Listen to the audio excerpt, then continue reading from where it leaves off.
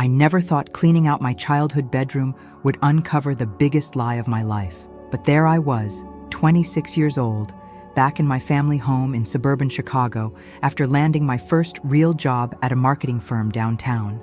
My parents had been asking me to clear out my old room for months. They wanted to convert it into Dad's home office. What I found taped under my bed frame would shatter everything I thought I knew about my family. It was a typical October morning in 2024. The autumn air carried that crisp smell of dying leaves, and Lake Michigan's cold wind whistled through the neighborhood where I'd grown up. I had driven up from my apartment in Lincoln Park, armed with boxes and trash bags, ready to tackle 18 years' worth of accumulated junk. Mom made her famous blueberry pancakes, the same ones she'd made every Saturday morning of my childhood, and Dad sat at the kitchen table reading the Chicago Tribune like he had for as long as I could remember. "Make sure you don't throw away anything important, honey," Mom called from the kitchen as I headed upstairs. Her voice had that same gentle tone it always carried. But now I realize there was something else there, a tension I'd never noticed before. My bedroom looked exactly as I'd left it when I moved out for college 8 years earlier. The same navy blue comforter, the same Cubs posters on the walls, the same desk where I'd struggled through calculus homework and written my college application essays. The morning light filtered through the blinds, casting familiar shadows across the hardwood floor that Dad had installed when I was 12. I started with the obvious stuff: old clothes that no longer fit, high school textbooks I'd never need again. Collections of DVDs from before streaming took over the world. The work was nostalgic, but straightforward until I decided to move the bed to vacuum underneath. That's when I felt it, a slight resistance when I pulled the frame away from the wall. Crouching down, I ran my hand along the underside of the bed frame. My fingers found something that didn't belong. A manila envelope, yellowed with age, secured to the wood with what felt like ancient duct tape. The tape was so old it had lost most of its adhesion, and the envelope came away easily in my hands. My heart started beating faster for reasons I couldn't explain. The envelope was thick, stuffed with something substantial, and it bore no markings on the outside except for a water stain in one corner. Why would someone tape an envelope under my bed? And when? I'd had this same bed frame since I was 10 years old. I sat on the edge of the bed, turning the envelope over in my hands. Part of me wanted to call downstairs and ask Mom and Dad about it, but a stronger instinct held me back. If they had wanted me to find this, it wouldn't have been hidden. If they had wanted me to know what was inside, they would have told me. The envelope wasn't sealed. The flap had been tucked in, rather than glued. Inside, I found a collection of documents that made no immediate sense. There was a birth certificate, but not mine. The name read, Michael James Thompson, born March 15, 1975, in Denver, Colorado. The parents listed were Robert and Susan Thompson. I had never heard these names in my life. Beneath the birth certificate were more documents, hospital records, adoption papers, and what appeared to be correspondence between lawyers. My hands trembled as I spread the papers across my comforter, trying to make sense of what I was seeing. The dates all clustered around 1975 and 1976, nearly 2 decades before I was born. Then I found the photographs. They were old Polaroids, the kind with the white borders that had turned yellow over time. The first showed a young man who looked eerily familiar, the same dark hair, the same green eyes, the same slightly crooked smile I saw in the mirror every morning. He was standing next to a woman I didn't recognize, both of them holding a baby. The second photograph showed the same man, but this time he was with my mother. My mother, looking impossibly young, maybe 19 or 20 years old. She was pregnant in the photo, her hand resting on a belly that suggested she was 6 or 7 months along. But according to everything I'd ever been told, my parents didn't even meet until 1996, 2 years before I was born. The room suddenly felt too small, too warm. I could hear my parents moving around downstairs, Mom humming as she cleaned the kitchen, Dad's newspaper rustling as he turned the pages. Normal sounds from a normal Saturday morning, but nothing felt normal anymore. I picked up one of the legal documents and forced myself to read it carefully. It was a final adoption decree dated September 12, 1976, for one Michael James Thompson. The adoptive parents were listed as David and Margaret Sullivan, my parents. But I wasn't Michael James Thompson. I was Alex Sullivan, born February 14, 1998. I had my birth certificate, my social security card, a lifetime of medical records. I existed.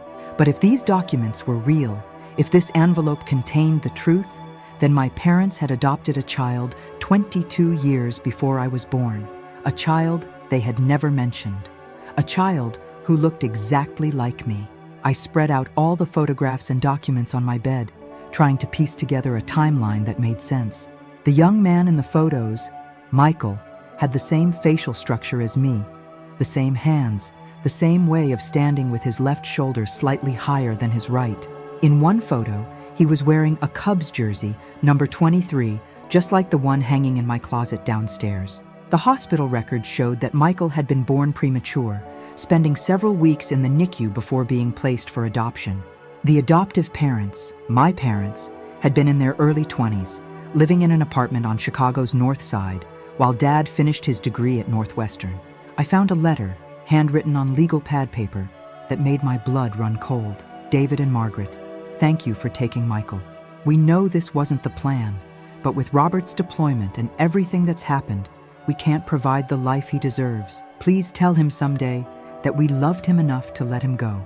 There's more to this story than you know, and when he's old enough, he'll need to understand why we made this choice. The trust fund will be available when he turns 25.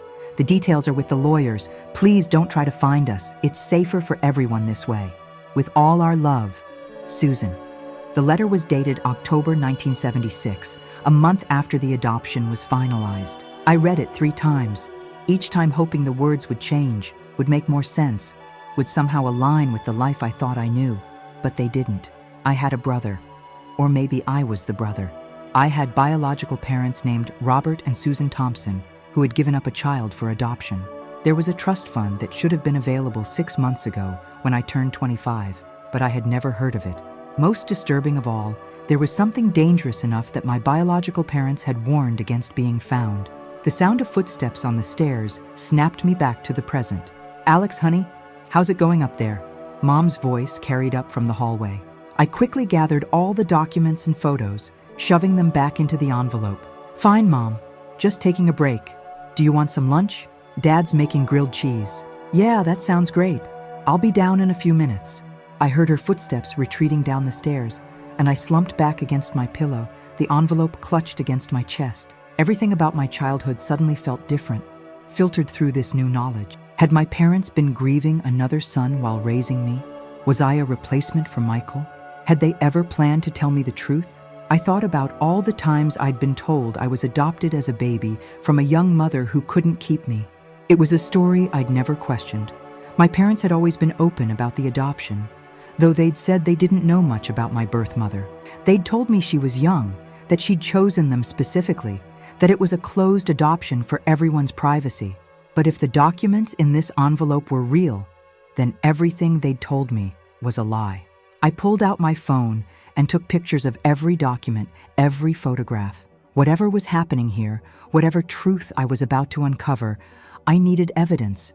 I needed proof of what I'd found, because part of me couldn't believe it was real. The birth certificate listed Michael's birth time as 3:47 a.m., the same time I'd been told I was born. The hospital was St. Mary's in Denver, but I'd been born at Northwestern Memorial in Chicago. The dates were wrong, the places were wrong, but the details, the specific, small details, were identical.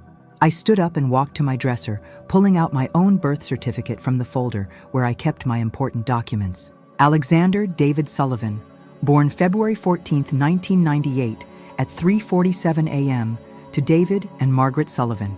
No mention of adoption, no indication that it wasn't a birth certificate for their biological child, but I'd always known I was adopted. They'd never hidden that from me. So why did I have a birth certificate that showed them as my birth parents instead of my adoptive parents? The grilled cheese smell was drifting up from the kitchen, mixing with the familiar scent of Mom's vanilla candles. These were the comforting smells of home, the constants of my childhood. But now they felt like part of an elaborate set design, props in a play I'd been unknowingly acting in for 26 years. I tucked the envelope under my mattress, an ironic hiding place considering where I'd found it, and headed downstairs. Mom and Dad were sitting at the kitchen table, the same places they'd occupied every day of my life. Dad looked up from his sandwich and smiled. Find anything interesting up there? The question hit me like a physical blow. Was he asking because he knew what I might find? Was this some kind of test? Or was it just a casual question from a father to his son? Just a lot of old junk, I managed to say, sliding into my usual chair. Amazing how much stuff accumulates over the years. Mom reached over and squeezed my hand. Well, don't feel like you have to get rid of everything today. Some things are worth keeping, even if you don't need them right now. Again, I found myself analyzing every word, looking for hidden meanings. Was she talking about old baseball cards and high school yearbooks, or something more significant? I ate my grilled cheese and tried to act normal, but my mind was racing. Who was Michael James Thompson? Where was he now? Was he still alive? And why had his adoption papers been hidden under my bed? The more I thought about it, the more questions multiplied. If Michael was adopted in 1976, he would be 49 years old now. He would have aged out of any connection to my childhood bedroom. So how had his papers ended up there? Unless Michael had hidden them there himself, years later, after I was born. Unless he had somehow found his way back to this house, to this family, and discovered that his adoptive parents had another son. Unless he had been here, in my room, and left these documents for me to find. The thought made my skin crawl. Had someone been in my bedroom, in my private space while I was growing up? Had Michael Thompson been watching our family, studying us, planning something? Or had my parents hidden the documents themselves? That possibility was almost worse. It would mean that Mom and Dad had deliberately concealed Michael's existence from me, that they had kept his adoption papers as some kind of insurance or reminder, hidden in the place they knew I'd eventually have to clean out. "You're awfully quiet, honey," Mom observed, refilling my glass of milk. "Everything okay?" "Yeah, just thinking about work stuff. The new job, you know. Lots to process." Dad nodded approvingly. "Marketing's a good field. Steady, creative, good money if you work your way up. Your mom and I are really proud of you." They looked so normal, so genuinely proud and loving. These were the people who had raised me, who had come to every baseball game and school play, who had helped me through college and celebrated every achievement. Could they really have been harboring such a massive secret? As I finished my lunch, I made a decision. I had to find out who Michael James Thompson was and what had happened to him. I had to understand why his adoption papers were hidden in my room, and I had to figure out what my parents knew about it. But I wouldn't confront them directly. Not yet. Too many things didn't add up, and until I understood the full picture, I couldn't risk alerting them to what I'd discovered. If they were hiding something dangerous, something that had required my biological parents to disappear for everyone's safety, then I needed to be careful about how I proceeded. I excused myself and went back upstairs, claiming I wanted to finish the bedroom before evening. Once I was alone again, I pulled out the envelope and studied every document more carefully. The adoption agency was listed as Catholic Family Services of Illinois, with an address on Michigan Avenue that I recognized as being in downtown Chicago. That was my first lead. If the agency still existed, they might have records, additional information about Michael's adoption and what had happened afterward. The lawyer's name appeared on several documents: Harold Brennan, attorney at law, with an office address that was only a few miles from my parents' house. That was my second lead. But the most intriguing detail was in Susan Thompson's letter, the mention of a trust fund that should have become available when Michael turned 25. If that trust fund still existed, if it had been rolling over for decades, it might be worth a substantial amount of money by now. And if I really was Michael Thompson, if somehow the identity of Alex Sullivan was the false one, then that money legally belonged to me. The idea was impossible, but it wouldn't leave my mind. What if I wasn't Alex Sullivan at all? What if I was Michael Thompson, given a new identity for reasons I didn't understand? It would explain why I had so few baby pictures compared to most families, why my parents had always been vague about the details of my early childhood, why I had no extended family on either side, despite being told that my grandparents had died before I was born. I pulled out my laptop and began researching. Catholic Family Services of Illinois had closed in 2003, but their records had been transferred to the Illinois Department of Children and Family Services. Getting access to those records would require legal proof of identity and relationship, something I didn't have. Harold Brennan's law firm was still operating, now run by his son according to their website. That was more promising. Law firms often maintained client files for decades, especially for matters involving trusts and estates. I spent the rest of the afternoon researching adoption law, identity fraud, and trust funds, learning just enough to realize how complex and dangerous this situation might be. If someone had deliberately hidden Michael Thompson's identity, if there were people who didn't want him to be found, then my investigation could put me and my family at risk. But I couldn't stop now. The envelope had opened a door to questions that had been lurking at the edges of my consciousness for years. Why had I never looked particularly like either of my parents? Why were there no baby pictures of me before age 2? Why had we never visited extended family, never attended family reunions, never received cards from distant relatives? I had always attributed these things to the circumstances of my adoption, but now I wondered if there was a more sinister explanation. As the sun set over the Chicago suburbs, painting my childhood bedroom in the same golden light I'd watched countless times before, I made a plan. On Monday, I would call Harold Brennan's law firm and try to get information about the trust fund. I would contact the Illinois Department of Children and Family Services about Michael Thompson's adoption records, and I would begin the delicate process of investigating my own family without alerting them to what I was doing. The envelope went back under my mattress, but I kept digital copies of everything on my phone. Whatever truth was hidden in those documents, whatever danger had forced my biological parents to disappear, I was going to find it. I had no idea that by the end of the week, everything I thought I knew about my life would be completely destroyed, and that the family I'd loved and trusted for 26 years would become strangers harboring deadly secrets. But that night, as I lay in my childhood bed for what I didn't know would be the last time, I was still just Alex Sullivan trying to understand why someone had hidden another person's life under my bed. The truth was so much worse than I could have imagined. Monday morning couldn't come fast enough. I barely slept Sunday night, my mind racing through possibilities and scenarios, each more disturbing than the last. I had decided to take a personal day from work, telling my supervisor I needed to handle some family business. It wasn't technically a lie. The law offices of Brennan and Associates occupied the entire third floor of a red brick building on Elm Street, just 10 minutes from my parents' house. The elevator rode up, felt like it took forever, and my palms were sweating as I approached the reception desk. "I'd like to speak with someone about a legal matter from the 1970s, I told the receptionist, a middle-aged woman with kind eyes and graying hair. "It involves a trust fund and adoption records handled by Harold Brennan." She studied my face for a moment. "May I ask your name?" "Alex Sullivan, but the matter might be filed under the name Michael Thompson." Something flickered in her expression. Recognition, maybe, or surprise. "Please have a seat. I'll see if Mr. Brennan Jr. is available." The waiting area was decorated with law books and oil paintings of Chicago landmarks. I sat on a leather chair that had probably been there since the 1980s, trying to calm my nerves. What if this was all a mistake? What if the documents I'd found were forgeries, part of some elaborate prank or delusion? "Mr. Sullivan?" A man in his 50s appeared, wearing a navy suit and wire-rimmed glasses. "I'm David Brennan.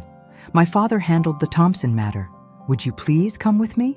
His office was larger than the waiting room, with floor-to-ceiling windows overlooking a small park where mothers were pushing strollers and joggers were following the tree-lined paths. David Brennan gestured for me to sit across from his massive mahogany desk. "Before we begin," he said, settling into his chair, "I need to verify your identity.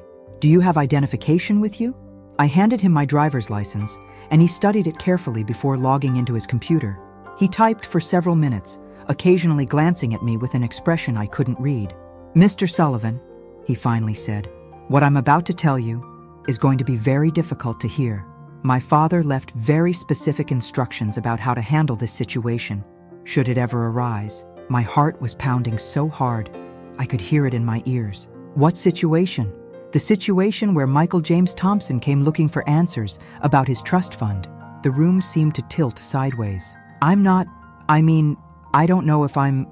"You are," David Brennan said gently. "The facial recognition software we use for identity verification confirms it. You are Michael James Thompson, adopted by David and Margaret Sullivan on September 12, 1976. Your birth certificate as Alex Sullivan is a forgery, albeit a very good one." The words hit me like physical blows. I gripped the arms of my chair, trying to process what he was telling me. That's impossible, I managed to whisper. I was born in 1998. I'm 26 years old, not 49. David Brennan's expression was deeply sympathetic. Mr. Thompson, and I'm afraid that is your legal name. You were not born in 1998. You were born March 15th, 1975. You are 49 years old. The office went completely silent except for the ticking of an antique clock on the bookshelf. I stared at this man, this stranger, who was calmly explaining that my entire life was a lie. That's not possible, I repeated, my voice stronger now. I have memories. I went to kindergarten, high school, college. I have friends who've known me for years. You can't fake an entire life. No, he agreed. You can't fake an entire life, but you can alter one. He opened a thick file folder and spread several documents across his desk. My father worked very closely with the FBI on your case, Mr. Thompson. What I'm about to tell you is still classified in many respects, but you have a right to know the truth about your own life. I leaned forward, my hands trembling. The FBI? Your biological father, Robert Thompson, was a government accountant who discovered financial irregularities in a defense contracting company. Major irregularities, millions of dollars being funneled to offshore accounts, weapons shipments that existed only on paper, personnel who didn't exist. When he tried to report it through proper channels, he found that the corruption went much higher than he'd realized. David Brennan pulled out a photograph of a man in military uniform. He looked exactly like me, but older, with the same dark hair and green eyes. Robert Thompson tried to blow the whistle, but before he could testify, there was an attempt on his life. The car bomb was meant to kill him, but it only injured him severely. That's when the FBI stepped in and offered him and his family new identities through the Witness Protection Program. But what does this have to do with me? I asked, though part of me was beginning to understand. Robert and Susan Thompson couldn't take their infant son into witness protection. It was too dangerous, and a baby would make them too easy to track. So they made the most difficult decision any parents could make. They gave you up for adoption to keep you safe. He handed me another document, this one bearing FBI letterhead. The Sullivans, David and Margaret, were carefully chosen by the FBI as your adoptive parents. They were young, childless, and had been cleared for the highest security levels. They knew they were adopting the child of protected witnesses, but they didn't know the full story. My mind was reeling. So my entire childhood was real, David Brennan assured me. Your parents love you, they raised you, they are your family in every way that matters.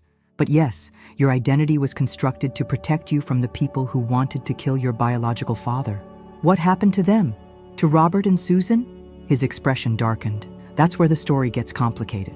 In 1997, when you were 22 years old, your biological parents were found dead in their protected location in Oregon. The FBI determined that their cover had been blown, and they'd been murdered by the same people your father had tried to expose. The room was spinning now. 1997? But that was the year before I was supposedly born as Alex Sullivan. Exactly. When your biological parents were killed, the FBI realized that whoever had found them might eventually track down their son. So they made a decision that had never been attempted before. They gave you a completely new identity and erased 22 years of your life. I stared at him, unable to speak. The process is called temporal displacement memory reconstruction, he continued.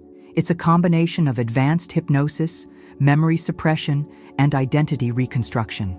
You were given false memories of being born in 1998, false memories of a childhood that never happened.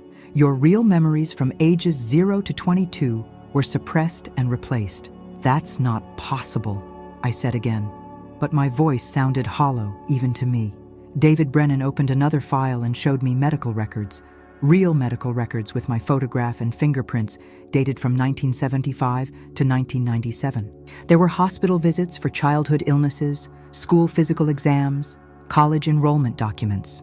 This is your real life, Mr. Thompson.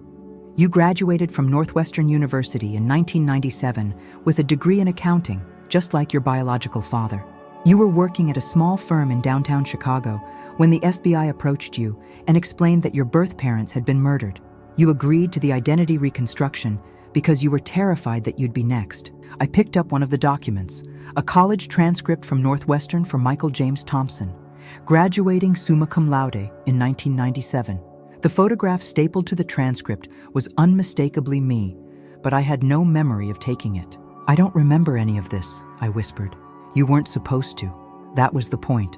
The false memories implanted during the process were designed to be so complete that you'd never question them.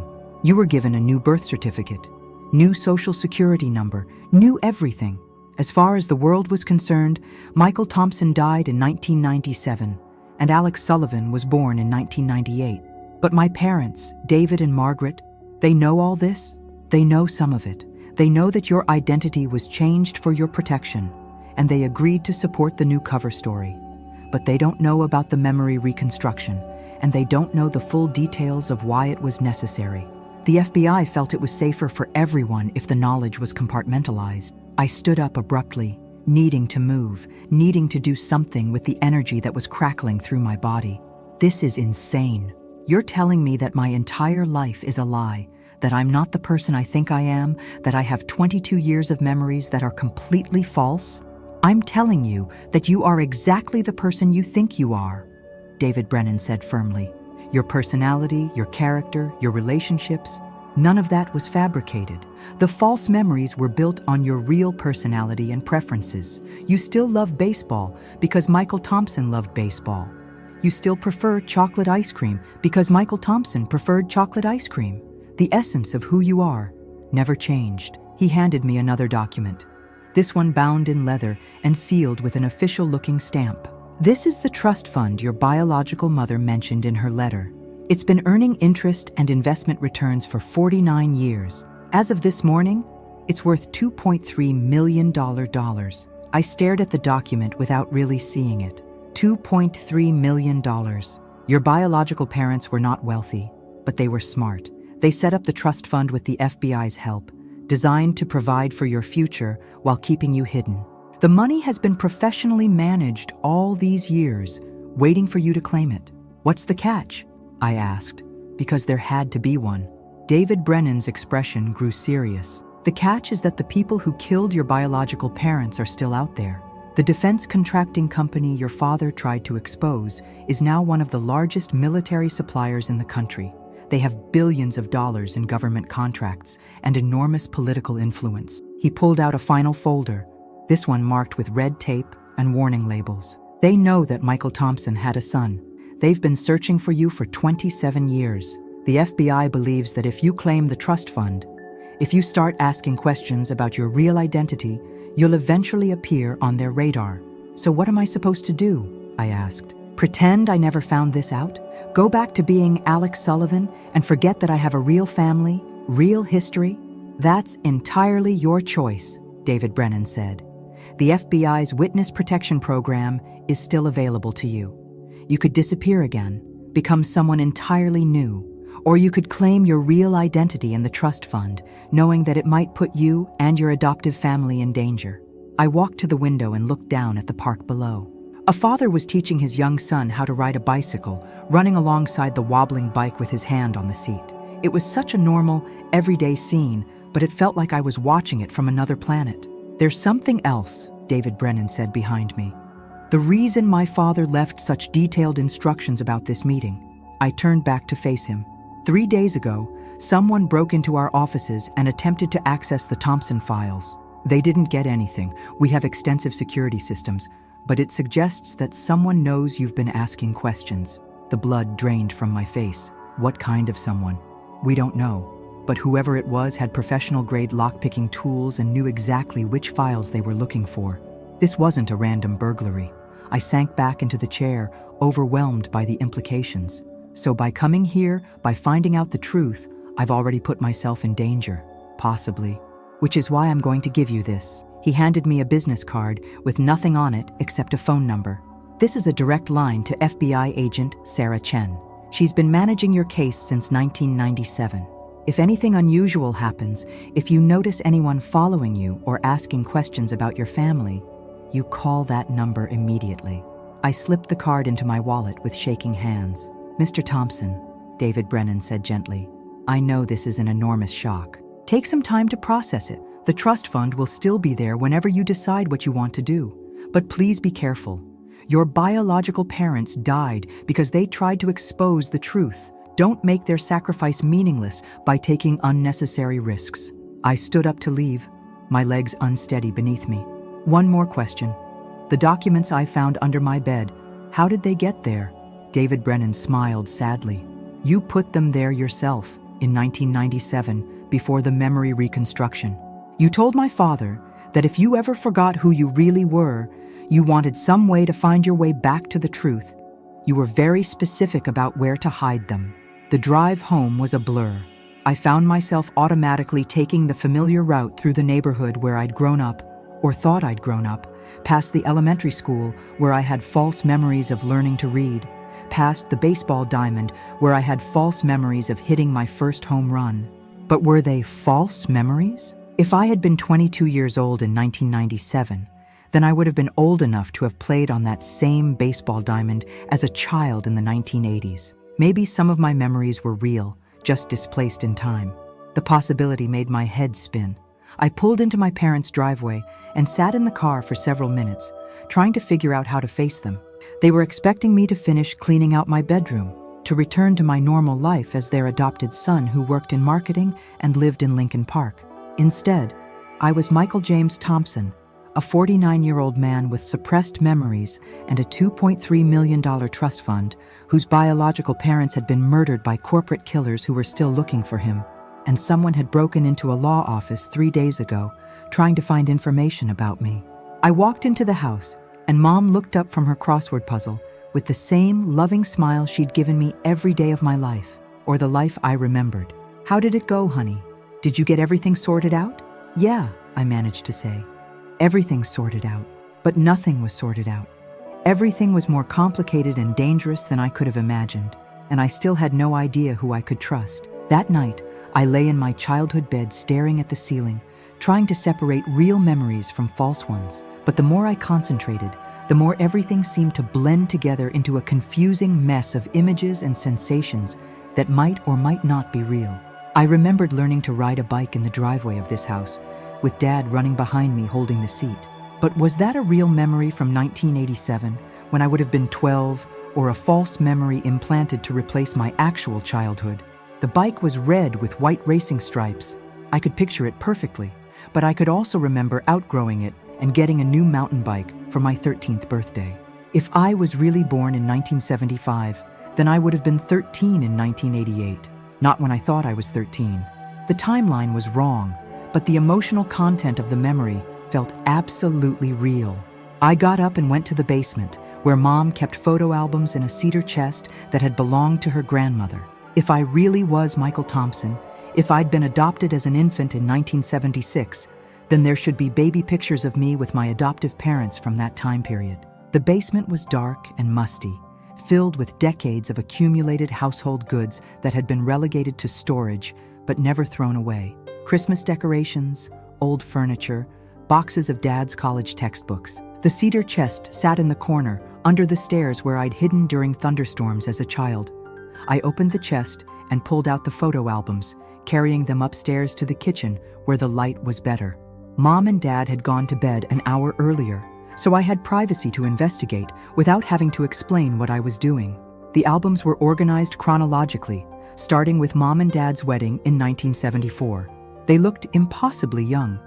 Dad with a full head of dark hair and no glasses, Mom in a simple white dress with a bouquet of daisies. The reception was held in the basement of St. Matthew's Catholic Church, the same church where I'd been confirmed. I flipped through their early married life. Dad in his Northwestern University graduation robe. Mom starting her job as an elementary school teacher. Their first apartment on Lincoln Avenue. Then, in 1976, the photos changed. Suddenly, there were pictures of Mom and Dad with a baby. Not a newborn. This baby looked to be about 6 months old, sitting up on his own, reaching for toys. The baby had dark hair and green eyes, and he was unmistakably me. But according to the dates written on the backs of the photos, these pictures were taken in early 1976, when I would have been almost a year old if I'd been born in March 1975. The timing aligned perfectly with David Brennan's story. I found more photos, my first Christmas in 1976, crawling across the living room floor, taking my first steps in the backyard. These weren't false memories implanted by the FBI. These were real moments, captured on film, of my actual childhood with my adoptive parents. But then something strange happened in the photo albums. There was a gap. No pictures from late 1997 through early 1998. When the photos resumed, they showed a young man who looked like me, but younger somehow, with a different expression in his eyes. The timestamps on these photos began in March 1998, marking what I'd always believed was my birth month. The person in these later photos was supposed to be me as a newborn.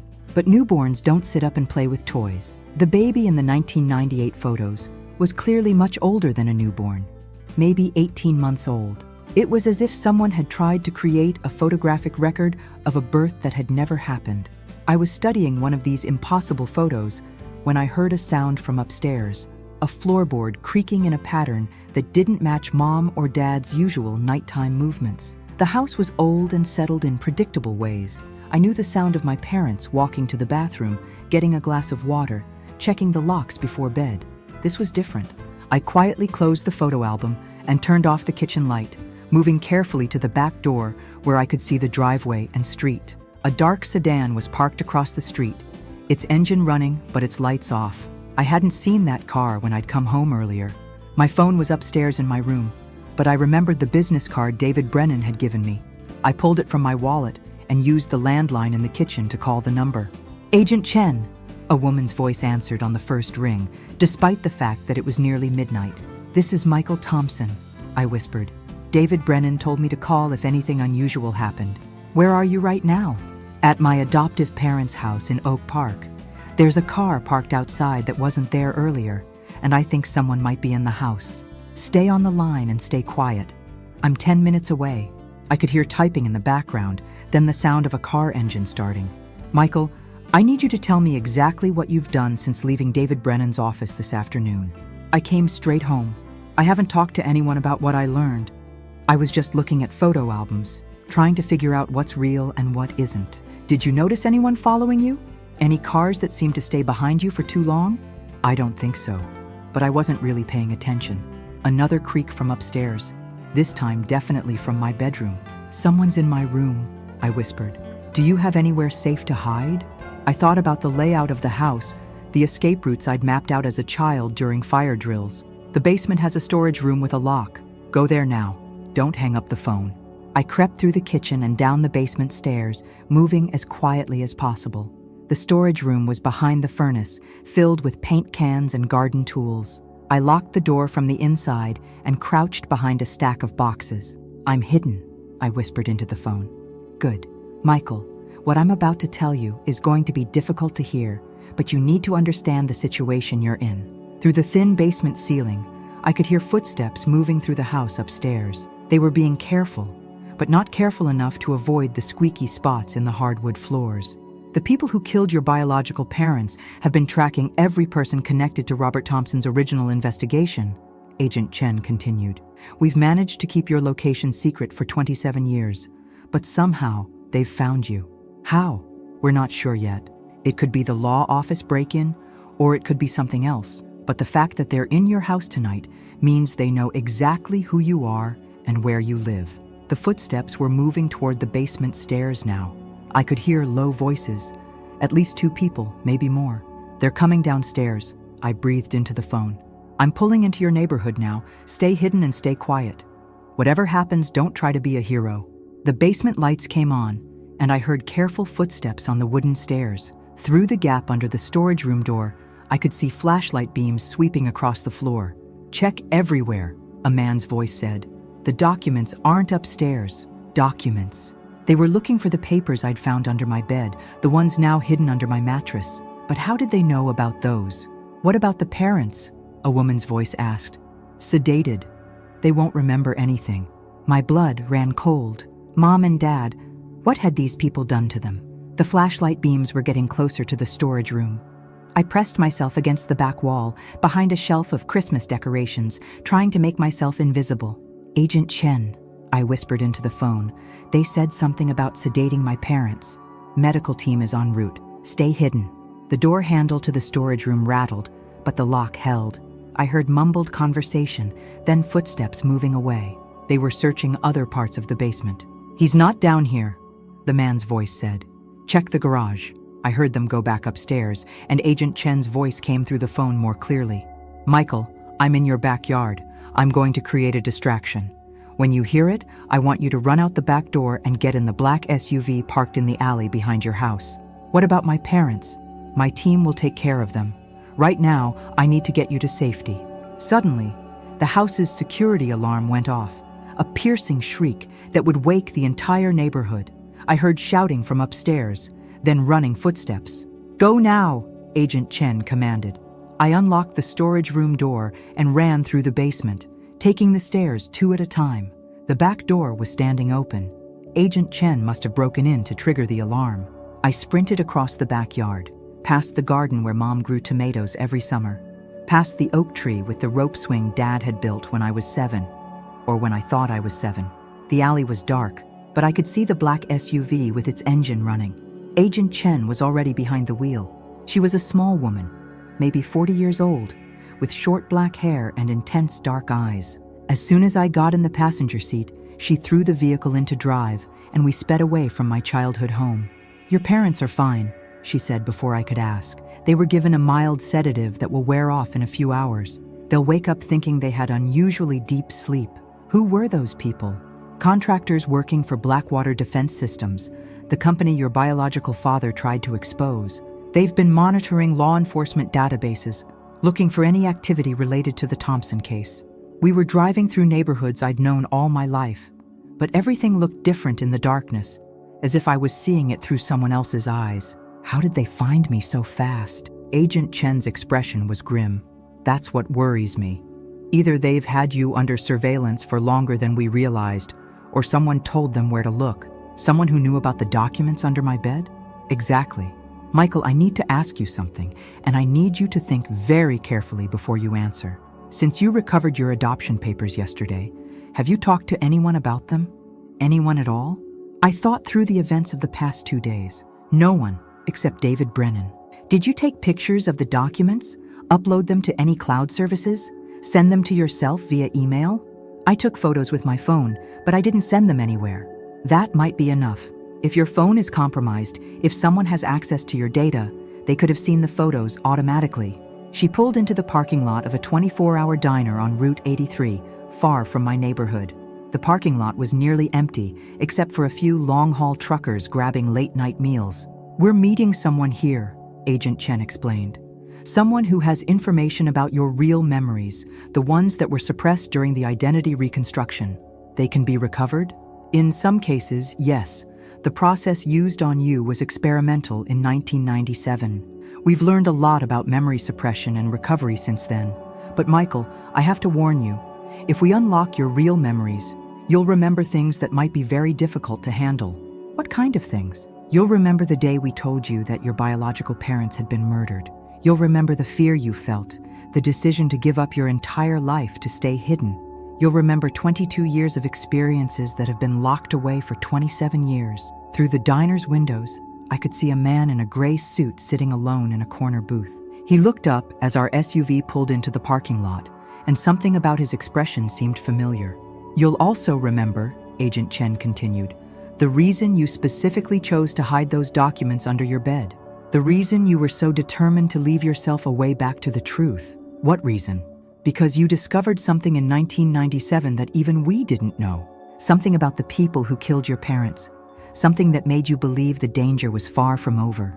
She turned off the engine and looked at me seriously. Michael, once we start this process, there's no going back. You'll know the truth about your life, but you'll also know why that truth is so dangerous. Are you sure you want to continue? I thought about my parents upstairs in their house, sedated by intruders who'd broken in looking for documents from a life I couldn't remember. I thought about the trust fund, the mysterious phone calls, the 27 years I'd spent living as someone else. I need to know, I said. I need to know who I really am. Then let's go meet Dr. Harrison. He's the neuroscientist who supervised your memory reconstruction in 1997. If anyone can help you recover what was lost, it's him. As we walked toward the diner, I caught my reflection in the chrome surface of a parked truck. For just a moment, instead of seeing Alex Sullivan, the 26-year-old marketing professional, I saw someone else looking back at me. Someone older, with lines around his eyes and a weight in his expression that spoke of experiences I couldn't remember. Someone who had lived through trauma and made impossible choices to survive. Someone who had deliberately erased his own life rather than live in fear. Someone who was about to remember exactly why he'd been so afraid. Dr. Harrison was not what I'd expected. Instead of the clinical, white-coated scientist I'd imagined, he was a soft-spoken man in his 70s with kind eyes and calloused hands that suggested he spent his free time gardening. When Agent Chen introduced us, he shook my hand with genuine warmth. "Michael," he said, and hearing my real name from him triggered something. Not quite a memory, but a sense of familiarity, like recognizing a song from childhood. I've been hoping for 27 years that we'd meet again under better circumstances. We sat in the corner booth, away from the few other late-night diners. Dr. Harrison ordered coffee and pie, as if this were a casual social meeting rather than a session to unlock suppressed memories that could change everything. "Before we begin," he said, "I need you to understand what we're about to do. Memory recovery isn't like watching a movie of your past. The memories will return gradually, and they may be fragmented or emotionally overwhelming. Some of them might contradict things you believe about yourself or your family." "I'm ready," I said, though I wasn't sure that was true. "Let's start with something simple. Close your eyes and think about the smell of coffee brewing in the morning." I closed my eyes and focused on the familiar aroma from the diner's kitchen. Almost immediately, another smell layered over it. Stronger, more bitter, with hints of vanilla and cinnamon. "I smell something different," I said. "Richer, like expensive coffee." "Good. That's from your real memories. You had a coffee ritual in your apartment in Chicago before the reconstruction. You bought beans from a small roaster on North Michigan Avenue and ground them fresh every morning. What else do you remember about that apartment?" Images began flooding back. Not the false memories of my childhood home, but real memories of a different place. A studio apartment on the 14th floor of a converted warehouse building. Exposed brick walls, huge windows overlooking the Chicago River, a Murphy bed that folded into the wall. I had lived there alone, had loved the solitude and the view. "I remember the apartment," I whispered, my eyes still closed. "I remember the sounds of the city at night, the way the light changed on the walls throughout the day." "What about your job? What did you do for work?" "I was an accountant." The words came out before I consciously thought them. "I worked for a small firm downtown, Martinelli and Associates. I specialized in forensic accounting, finding discrepancies in financial records." "Very good. And how did you feel about that work?" "I loved it. I was good at finding patterns, inconsistencies. I could look at columns of numbers and see stories in them, see where money was being moved or hidden." Dr. Harrison exchanged a glance with Agent Chen. "Michael, I want you to remember a specific day. October 15th, 1997, you were at work, examining financial records for a routine audit. What happened that day?" The memory hit me like a physical blow. I was sitting at my desk, reviewing quarterly reports for a company called Blackwater Defense Systems. It was supposed to be a simple compliance audit, but the numbers weren't adding up. Millions of dollars in equipment purchases that had no corresponding inventory records. Personnel payments for employees who didn't seem to exist. Contract invoices for projects that had never been completed. "I found the irregularities," I said, my voice hollow. "The fake transactions, the shell companies, the missing inventory. Blackwater was stealing millions from defense contracts." "What did you do with that information?" "I called my supervisor, Mr. Martinelli. I told him what I'd found and asked what our protocol was for reporting fraud. He said he'd handle it, that I should write up a detailed report, and he'd forward it to the appropriate authorities. And then?" The memory was coming back in vivid detail now. 2 days later, Mr. Martinelli called me into his office. He said there had been a mistake, that the Blackwater audit was being transferred to another firm. He told me to delete all my files and forget what I'd found. "But you didn't." "No. I kept copies of everything. I knew something was wrong. That night, I went home and researched Blackwater Defense Systems. I found out they had connections to dozens of defense contractors, that they were involved in classified projects worth billions of dollars." Dr. Harrison leaned forward. "What did you do next?" "I tried to contact the FBI directly. I called their financial crimes division and told them I had evidence of defense contract fraud. They told me they'd investigate, but nothing happened. Weeks went by, and Blackwater continued to get new contracts, so you took a different approach. I contacted a reporter at the Chicago Tribune, someone who specialized in government corruption stories. I gave him copies of all the financial documents I'd found. Agent Chen spoke for the first time since we'd started. Do you remember the reporter's name? James Morrison. He said he'd been investigating Blackwater for months, but couldn't get enough evidence to publish anything. My documents were exactly what he needed. What happened after you gave him the documents? The memory was painful now, filled with fear and regret. Morrison called me 3 days later. He said his editor had killed the story, that they'd been pressured by corporate lawyers to drop the investigation. He warned me that people had been asking questions about his sources. And then my biological father contacted me. The words hung in the air like a confession. I opened my eyes and looked at Dr. Harrison and Agent Chen, both of whom were watching me intently. Robert Thompson contacted you directly? Agent Chen asked. He called me at work. He said he'd heard through FBI channels that someone was investigating Blackwater, and he knew it had to be related to his own case. He said he'd been in witness protection for 20 years because of what he'd discovered about that same company. What did he tell you? Everything. He told me that Blackwater wasn't just stealing money. They were selling weapons to foreign governments without authorization, sometimes to countries that were supposed to be our enemies. They were using defense contracts as cover for international arms trafficking. The pieces were falling into place now. The real story behind my suppressed memories. He told me that he'd tried to expose them in 1976, but the corruption went so high in the government that his FBI contacts warned him to run. They put him and my mother in witness protection, but they couldn't protect me because I'd already been placed for adoption. What else did he tell you? He said that Blackwater had been searching for him for 20 years. They'd found and killed other people who'd tried to expose them. He was terrified that by investigating the company myself, I'd led them right to him. I could feel tears on my cheeks now, remembering the fear in my biological father's voice during that phone call. 2 weeks later, he and my mother were dead. Agent Chen reached across the table and squeezed my hand. Michael, what happened next wasn't your fault, wasn't it? If I hadn't investigated Blackwater, if I hadn't contacted that reporter, maybe they never would have been found. The people who killed your parents had been hunting them for decades, Dr. Harrison said gently. It's possible that your investigation accelerated their timeline, but Robert and Susan Thompson were already in danger. What happened after they were killed? You called the FBI, Agent Chen said. You told them everything about your investigation, about your father's call, about the connection to Blackwater. That's when I first met you. I remember, I said, and I did. A younger version of Agent Chen, sitting across from me in a conference room that looked exactly like this diner booth. You told me that my parents had been murdered by corporate assassins and that I was probably next on their list. You were terrified, she continued, but you were also angry. You wanted to continue your father's work, to expose Blackwater no matter what the personal cost. But you convinced me that would be suicide. I convinced you that there was another way. We could make you disappear completely, give you a new identity and a chance at a normal life. But you insisted on one condition. I looked at Dr. Harrison. I wanted to leave myself a way back. You were very specific about it, he confirmed.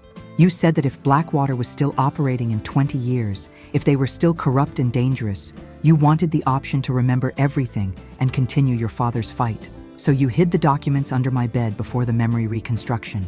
You hid them yourself. You chose that location because you knew that eventually, when you were older, you'd have to clean out your childhood bedroom. You wanted the discovery to seem natural, not forced. But why wait 27 years? Why not leave myself instructions to look for the truth sooner? Agent Chen's expression darkened. Because we thought Blackwater would be out of business by now. In 1997, they were a mid-sized defense contractor with maybe 50 employees. We thought that with enough time and pressure they'd either be caught or they'd collapse. But they didn't. They did the opposite. They grew. They acquired other companies, won bigger contracts, developed political connections. Today, Blackwater Defense Systems is one of the largest military contractors in the world. They have operations in 40 countries and annual revenues of over $20 billion. I stared at her. 20 billion? The corruption your father discovered in 1976 wasn't a criminal enterprise. It was a business model. For almost 50 years, they've been using government contracts to fund international arms dealing, political manipulation, and worse. What do you mean, worse? Dr. Harrison opened a tablet and showed me a series of news articles, headlines about mysterious plane crashes involving government officials, journalists who'd died in suspicious accidents, whistleblowers who'd committed suicide under questionable circumstances. We believe Blackwater has been systematically eliminating anyone who poses a threat to their operations. Your parents were just 2 names on a very long list, and now they know I exist. Now they know you exist, and they know you have the same investigative skills as your father. Worse, they know you have access to documents that could connect them to crimes going back decades. I leaned back in the booth, overwhelmed by the magnitude of what I was learning. So what happens now? Do I disappear again? Get another new identity? Agent Chen and Dr. Harrison exchanged another look. That's one option, Agent Chen said carefully. But there's another possibility. Something we couldn't do in 1997 because we didn't have enough evidence. What? We could finish what your father started. We could expose them completely. With what? I found some financial irregularities 27 years ago. That's not enough to bring down a $20 billion corporation. It's not just your evidence, Agent Chen said. Over the past 2 decades, we've been building a case against Blackwater. We have financial records, intercepted communications, testimony from former employees. What we've been missing is someone with your specific expertise to help us analyze and present the evidence. You want me to be a forensic accountant for the FBI? We want you to help us do what your father couldn't. Expose Blackwater's crimes publicly and completely. Not just to the FBI or the Department of Justice, but to the media, to Congress, to the American people. Dr. Harrison leaned forward. Michael, you have a choice to make. You can walk away from all of this, accept a new identity, and live quietly somewhere safe. Or you can honor your parents' sacrifice by finishing the work they died trying to complete. What are the risks? If you help us, Blackwater will eventually figure out what we're doing. They'll come after you with everything they have. We can provide protection, but we can't guarantee your safety. And if I don't help, they'll probably kill you anyway, Agent Chen said bluntly. You know too much now. The only way you'll ever be truly safe is if Blackwater is completely destroyed. I thought about my parents, both sets of them, Robert and Susan Thompson, who died trying to expose corruption and protect their son, David and Margaret Sullivan, who'd raised me with love and support, never knowing the full truth about the danger that surrounded our family.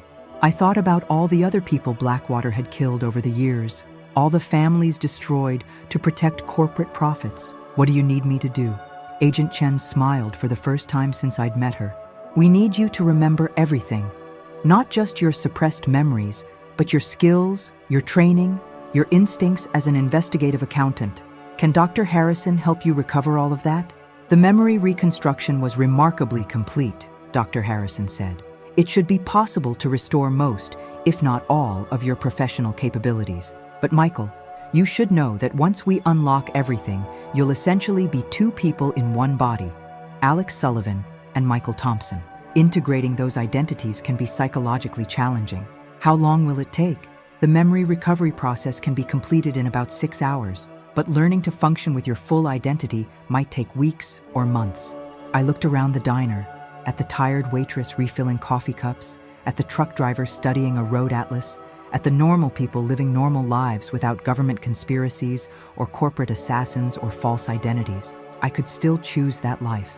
I could walk away from this booth and become someone new, someone safe. But then I thought about the envelope under my bed, the one I'd hidden there as a message to my future self. Michael Thompson had believed this moment would come.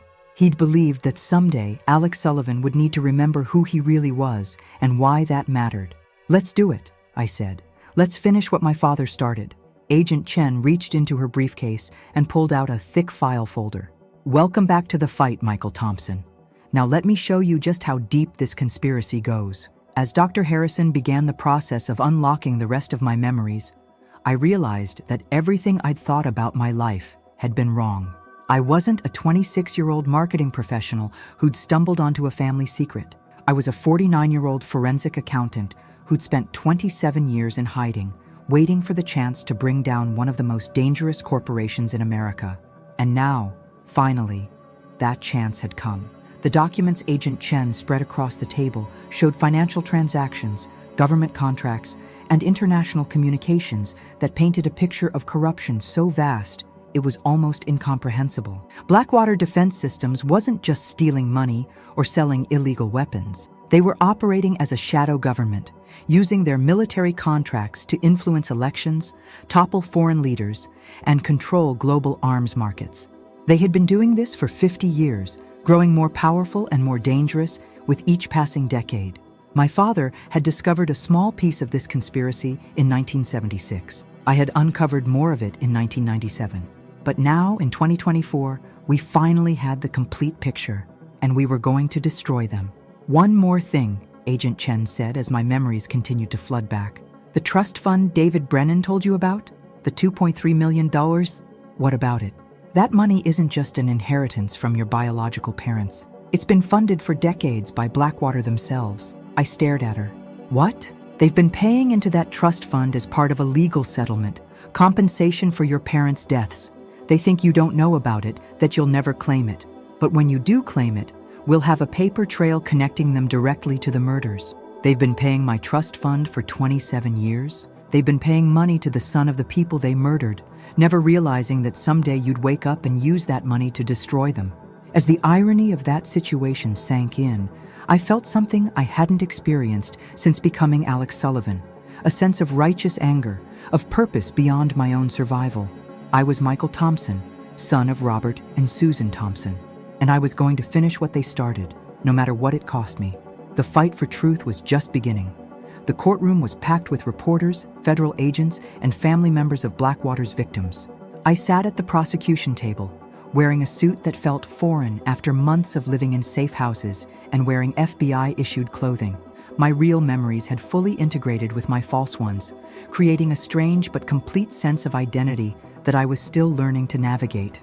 Dr. Harrison had been right about the psychological challenges. Some mornings I woke up feeling like Alex Sullivan, ready to go to my marketing job and visit my adoptive parents for Sunday dinner. Other mornings I felt like Michael Thompson, focused on financial documents and corporate conspiracies. Most days now, I felt like both, a synthesis of two lives that had become one purpose. Agent Chen sat behind me in the gallery, along with David and Margaret Sullivan. My adoptive parents had learned the truth about my identity 6 months earlier, when FBI protection became necessary for their safety as well. They'd been shocked, confused, and hurt, but ultimately, they'd understood why the deception had been necessary. They were still my parents, and I was still their son, regardless of the complexities of my past. The prosecution calls Michael Thompson to the stand, the federal prosecutor announced. I stood up and walked to the witness stand, passing the defense table where 5 Blackwater executives sat with their army of corporate lawyers. The CEO, Richard Blackwater, grandson of the company's founder, watched me with cold eyes. He knew exactly who I was and what I represented, the end of his family's 50-year criminal enterprise. The prosecutor was a woman named Elizabeth Martinez, one of the Justice Department's top specialists in corporate crime. She'd spent 6 months preparing for this trial, organizing the massive amount of evidence Agent Chen and I had compiled. Mr. Thompson, she began, please tell the court how you first became aware of the defendant corporation's criminal activities. I looked out at the packed courtroom, at the reporters with their notebooks and cameras, at the FBI agents who'd protected me, at my adoptive parents who'd loved me without knowing who I really was. In October 1997, I said, I was conducting a routine audit of Blackwater Defense Systems when I discovered evidence of systematic fraud in their government contracts. I told the story, all of it. My investigation, my father's phone call, my parents' murder, my decision to disappear. I described the memory reconstruction process, the 27 years I'd spent living as someone else, and the envelope under my bed that had brought me back to the truth. The defense lawyers objected repeatedly, claiming my testimony was unreliable because of the memory reconstruction. But Dr. Harrison had testified earlier about the precision of the recovered memories, and more importantly, every fact I remembered had been corroborated by documentary evidence. We had financial records showing that Blackwater had stolen over $2 billion from defense contracts. We had communications proving they'd sold weapons to terrorist organizations. We had testimony from former employees about the company's murder-for-hire operations. Most damaging of all, We had the trust fund records showing that Blackwater had been paying compensation for my parents' deaths for 27 years. A clear admission of guilt. "Mr. Thompson," Elizabeth Martinez said as her questioning neared its end, "in your expert opinion as a forensic accountant, how would you characterize the defendant corporation's activities?" "Blackwater Defense Systems," I said, looking directly at Richard Blackwater, "is not a legitimate business. It's a criminal organization that has used government contracts as cover for international arms trafficking, political assassination, and corporate murder. They killed my parents to protect this conspiracy, and they've killed dozens of other people for the same reason. And what do you believe should happen to the defendants? I believe they should face justice for every crime they've committed, every life they've destroyed, every dollar they've stolen from American taxpayers. My parents died trying to expose this conspiracy. I've spent 27 years hiding from it, but today, finally, the truth is being told." The trial lasted 6 weeks. In the end, all 5 defendants were convicted on multiple federal charges, including fraud, conspiracy, racketeering, and accessory to murder. Richard Blackwater received a life sentence without the possibility of parole. The company itself was dissolved, its assets seized by the federal government and used to compensate victims' families. The $2.3 million trust fund that had been built with my parents' blood money was donated to a foundation supporting families of whistleblowers. But the real victory wasn't the convictions or the financial penalties. The real victory was that the truth had finally been told. 3 months after the trial ended, I stood in Graceland Cemetery in Chicago, at the graves of Robert and Susan Thompson. They'd been buried under false names in 1997, their real identities kept secret even in death. Now, finally, their headstones bore their true names and the inscription, "They died for the truth." Agent Chen stood beside me, along with David and Margaret Sullivan. My adoptive parents had insisted on coming, saying they wanted to pay their respects to the people who'd given them their son. "Do you think they'd be proud?" I asked. "I think they'd be amazed," Agent Chen said. "When your father called you in 1997, he was terrified that he'd put you in danger. He never could have imagined that his investigation would eventually lead to the destruction of the entire conspiracy. What happens now? Now you decide who you want to be, Michael Thompson, Alex Sullivan, or some combination of both." I thought about that question as we walked back through the cemetery, past the graves of Chicago's history, politicians and criminals, heroes and villains, all of them reduced to names and dates carved in stone. Who was I? I was the son of parents who'd died for truth and justice. I was the son of parents who'd raised me with love and stability. I was an accountant who'd learned to find stories in numbers, patterns in chaos. I was a man who'd lived 2 lives and somehow managed to integrate them into something new. Most importantly, I was someone who'd discovered that sometimes the most important thing you can do is remember who you really are, even when, especially when, that truth is dangerous. The envelope under my bed had contained more than adoption papers and photographs. It had contained a promise from my past self to my future self that someday, when the time was right, I would wake up and finish the fight my parents had started. That promise had finally been kept. As we left the cemetery, my phone buzzed with a text message from the publisher who was helping me write a book about the Blackwater conspiracy. The book would be called The Envelope Under My Bed, and it would tell the complete story of how one family's fight for truth had brought down one of America's most dangerous corporations.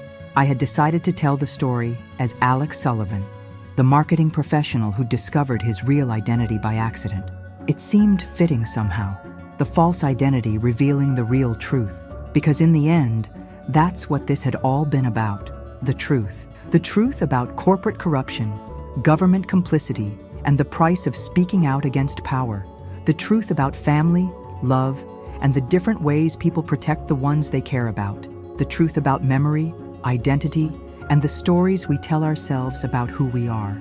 And most importantly, the truth about ordinary people finding the courage to do extraordinary things when justice demands it. I was Michael Thompson and Alex Sullivan, son of 4 parents, accountant and storyteller, hidden witness and public truth teller.